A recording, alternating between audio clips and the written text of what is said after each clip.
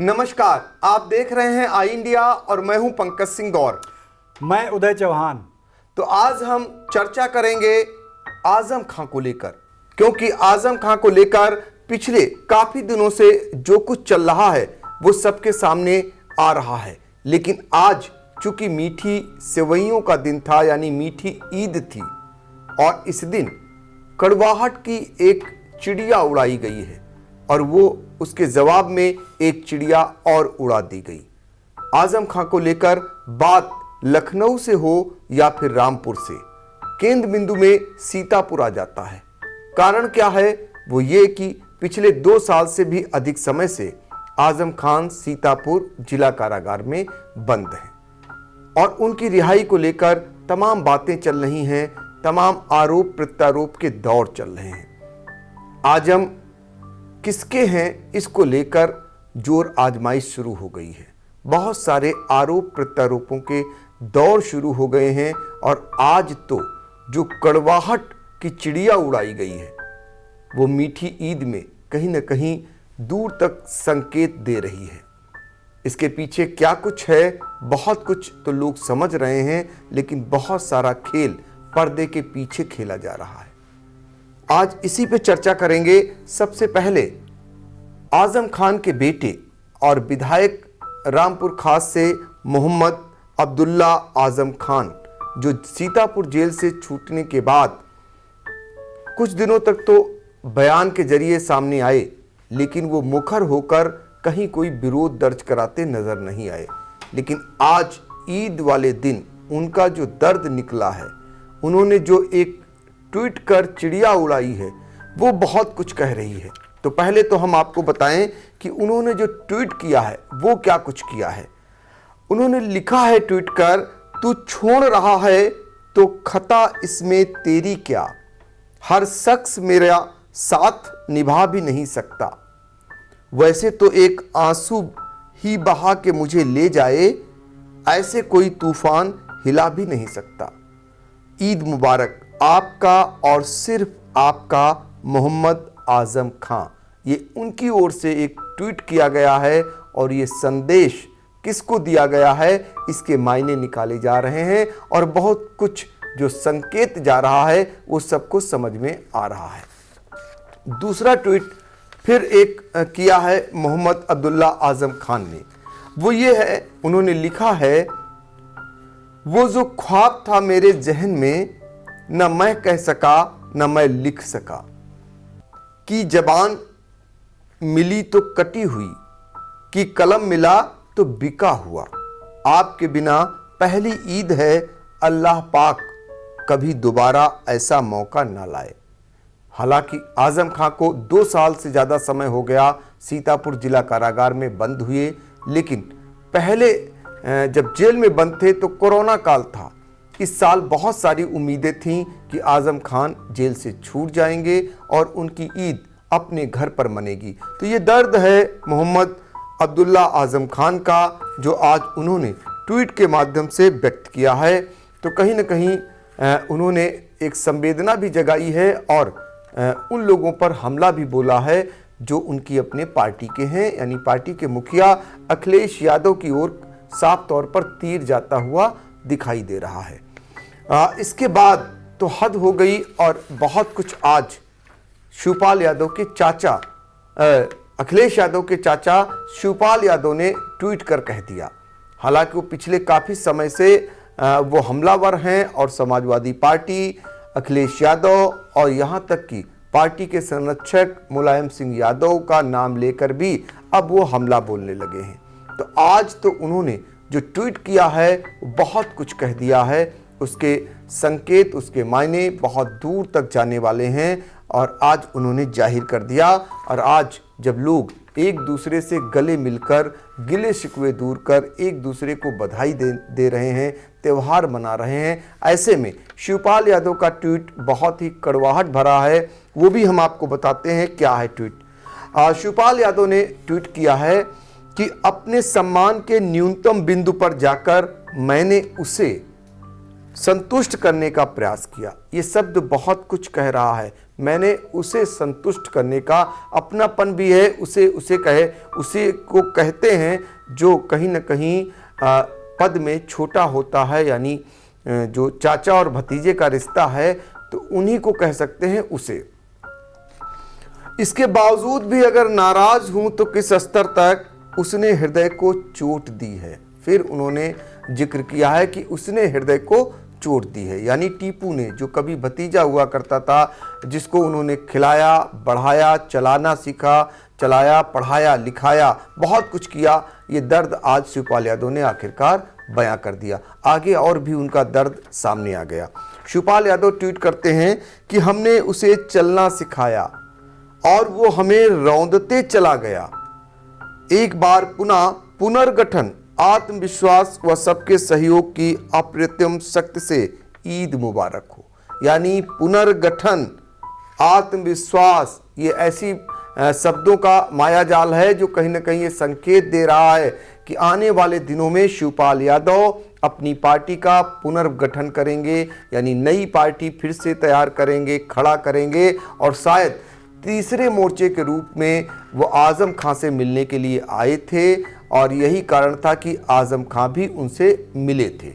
इसके पीछे की राजनीति सभी जानते हैं कि भारतीय जनता पार्टी यही चाहती है कि आजम खां जेल से तभी बाहर आए जब समाजवादी पार्टी बहुत जो है कमज़ोर हो जाए कहीं ना कहीं, और आजम खां जैसे नेता उनसे अलग हो जाएं और वो तीसरे मोर्चे में शामिल हो जाएं। हालांकि असदुद्दीन ओवैसी की पार्टी में शामिल कराने के लिए पहले प्रयास हुए थे, लेकिन आजम खां उनको पसंद नहीं करते हैं। फिलहाल आजम खां जेल की चार दीवारी के पीछे हैं। उनके अंदर क्या कुछ चल रहा है, उनके दिल में क्या कुछ चल रहा है, ये आजम खान ही जान सकते हैं। लेकिन अब जो ये ट्वीट आ रहे हैं, कहीं ना कहीं ट्वीट के माध्यम से बहुत कुछ नेतागण कह दे रहे हैं, ये संकेत बहुत आने वाले दिनों के लिए जो है समाजवादी पार्टी के लिए फिलहाल खासकर अच्छे रहने वाले नहीं हैं। हम इस पर आज चर्चा करेंगे। उदय जो हमारे सहयोगी हैं और बराबर ऐसे मुद्दे पर नज़र बनाए हुए हैं, उदय, हम जानना चाहेंगे कि जो आज के दोनों ट्वीट हैं मोहम्मद अब्दुल्ला आजम खां के और शिवपाल यादव के, इसके क्या मायने निकाले जाएं? देखिए, आज का जो शिवपाल यादव के ट्वीट की बात करें तो उन्होंने आज सीधे सीधे अपनी बात कह दी है। इसके पहले भी हालांकि उनके ट्वीट सामने आए हैं और उनमें इशारों में उनकी जो है तल्खी जाहिर हुई, लेकिन आज का जो ट्वीट है खुलकर उन्होंने अपने दिल का हाल बयां कर दिया है। क्योंकि जाहिर सी बात है, अपनी बुनियाद को छोड़ना और खून के रिश्तों से अलगाव एक टीस देता है, और ये टीस आज शब्दों में ढलकर, लफ्ज़ों में ढलकर शिवपाल यादव की ट्वीट के जरिए बाहर आ गई है। इसमें वो साफ कह रहे हैं कि पहली लाइन आप पढ़िए कि जिसको चलना सिखाया, ये शब्द बहुत कुछ कहता है कि वही उनको रौंदता चला गया। एक बात उन्होंने और भी कही कि हर अपने न्यूनतम स्तर तक जाकर उन्होंने उसे संतुष्ट करने का प्रयास किया, यानी अपनी तरफ से उन्होंने जो मनमुटाव था या जो राजनीतिक खाई गहरी होती जा रही थी उसको पाटने में उनका, शिवपाल का जो कहना है कि हर स्तर पर उन्होंने प्रयास किया लेकिन वो संतुष्ट नहीं हुए। एक चीज़ और इन्होंने कही है, बड़ी बात कही है कि अगर फिर भी इसके बावजूद भी वो कहीं न कहीं नाराज़ हैं अपने भतीजे से, तो आप सोचिए कि किस कदर उनके दिल को, उनके हृदय को ठेस पहुंचाई होगी।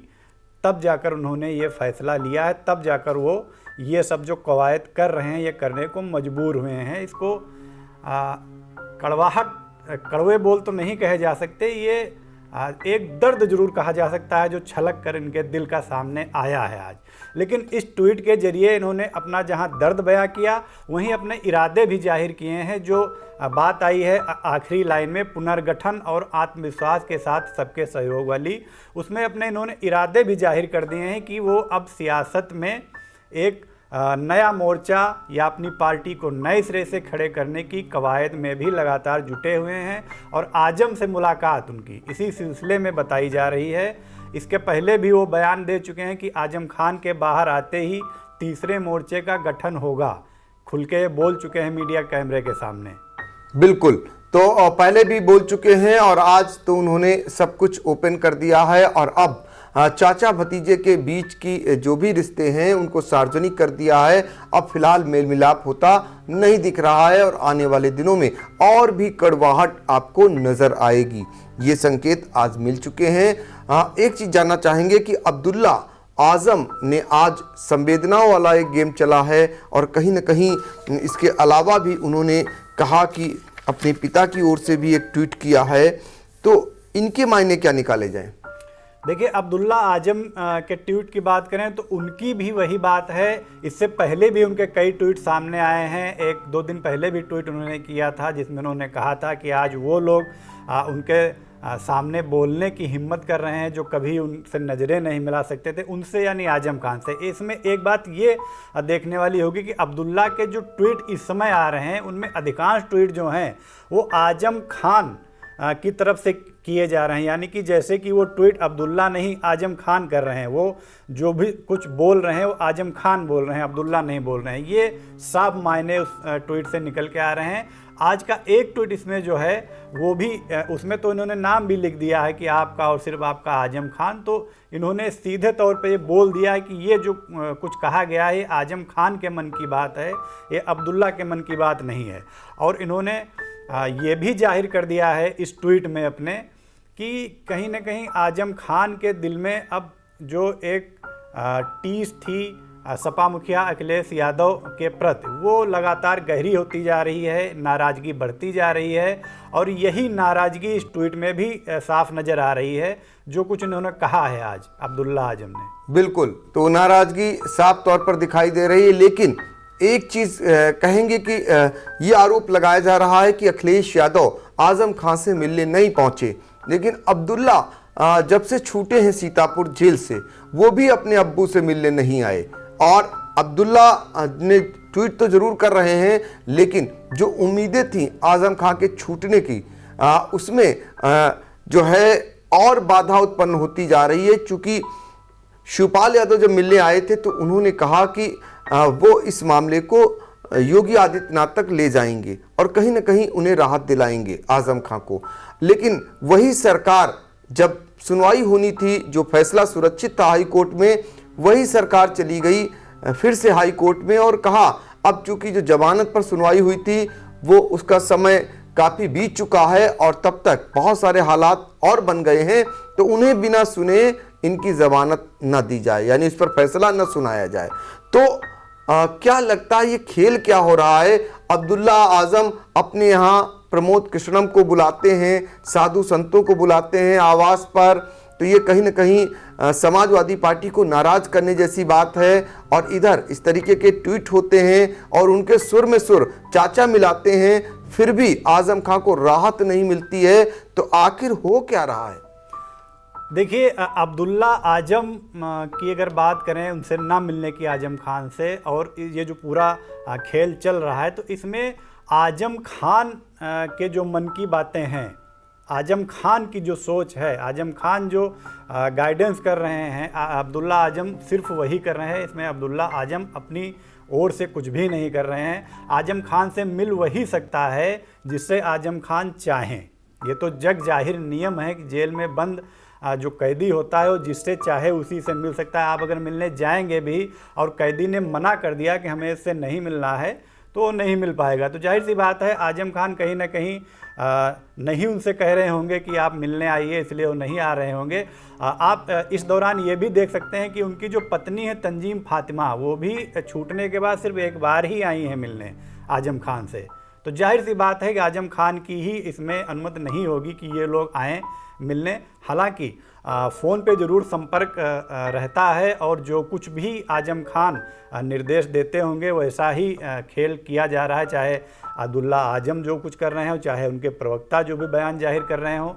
आजम खान की बिना रजामंदी के, चूँकि आजम खान एक वरिष्ठ नेता हैं, सपा के फाउंडर मेंबर हैं, उनको कब क्या कैसे करना है अच्छी तरीके से पता है और एक मुखर नेता के रूप में भी आजम खान की पहचान है।